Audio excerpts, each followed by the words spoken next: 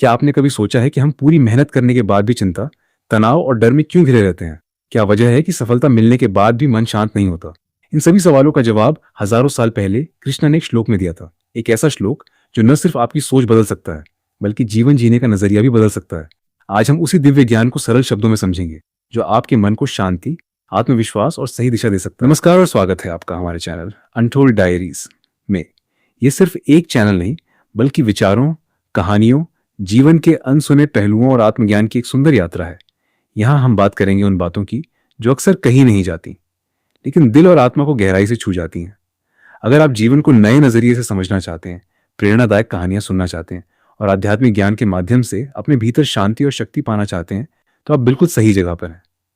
Untold diaries में हर video आपके लिए एक नई सीख, एक नई प्रेरणा और एक नई सोच लेकर आएगा। तो इस खूबसूरत सफर का हिस्सा बनिए, चैनल को सब्सक्राइब कीजिए और जुड़ जाइए हमारे साथ, जहां हर अनकही बात एक नई कहानी बनती है।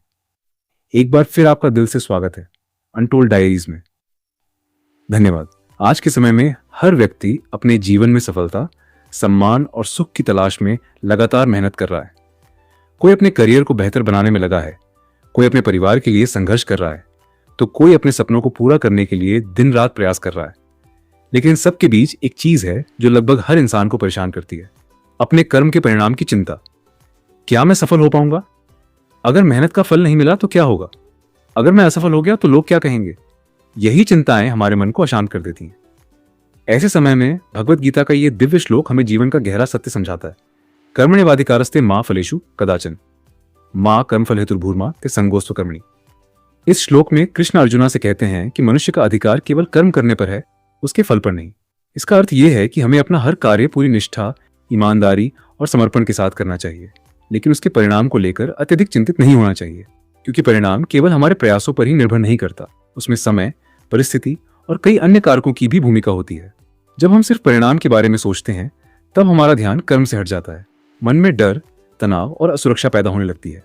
उदाहरण के लिए, यदि कोई विद्यार्थी परीक्षा की तैयारी करते समय केवल ये सोचता रहे कि अगर अच्छे अंक नहीं आए तो क्या होगा, तो उसका मन पढ़ाई में पूरी तरह नहीं लग पाएगा। लेकिन अगर वो केवल अपनी तैयारी पर ध्यान दे तो उसका प्रदर्शन बेहतर होगा।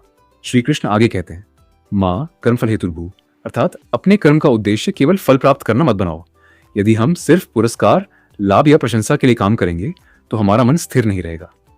सच्चा कर्म वही है जो कर्तव्य भावना से किया जाए, न कि केवल स्वार्थ के लिए।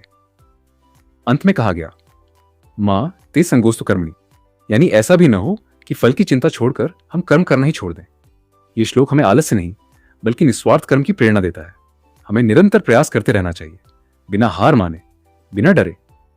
यदि हम इस एक शिक्षा को अपने जीवन में उतार लें तो हमारा मन शांत रहेगा, आत्मविश्वास बढ़ेगा और हम हर परिस्थिति में मजबूत बनेंगे।